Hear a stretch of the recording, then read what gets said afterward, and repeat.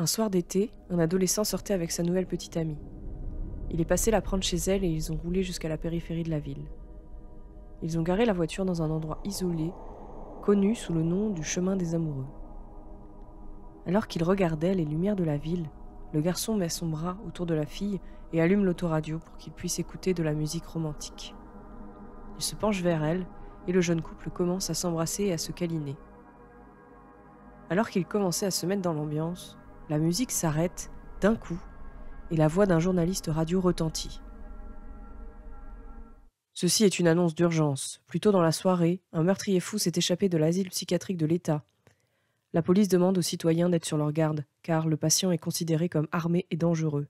Le tueur fou est surnommé l'homme au crochet, car après avoir perdu sa main droite dans un accident, elle a été remplacée par un crochet en acier. Tous les habitants de la région doivent être à l'affût d'un homme correspondant à cette description. Si vous voyez quelque chose de suspect, vous devez le signaler immédiatement à la police. La jeune fille prit peur et demande alors à être amenée chez elle. Elle savait que l'asile d'aliénés n'était pas loin de la ruelle où il se trouvait. Elle craint également que l'endroit isolé où ils sont garés ne soit l'endroit idéal pour qu'un fou furieux se cache. Le garçon se sentait courageux et assure à sa petite amie qu'ils étaient parfaitement en sécurité.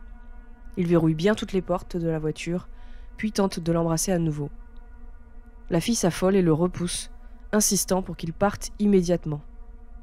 En colère, le garçon démarre la voiture et manœuvre brusquement pour quitter la place de parking. Sur le chemin du retour, ils se sont tous les deux calmés. Mais la jeune fille s'accroche toujours au petit ami.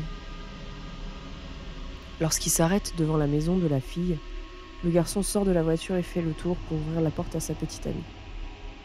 Pendant un long moment, il reste là, à fixer la porte. Au début, la fille ne comprend pas ce qui se passe. Puis elle réalise que sa porte était toujours fermée à clé. Elle sourit et la déverrouille. Le garçon est toujours là. La fille perplexe baisse sa fenêtre. Puis elle remarque que le garçon regardait fixement la poignée de la porte.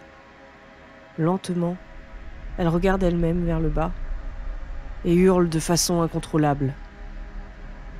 Là, suspendu à la poignée de la porte, se trouvait un crochet en acier, plein de sang. Alors, est-ce qu'écouter la radio sauverait des vies ? En tout cas, suivre son instinct, oui.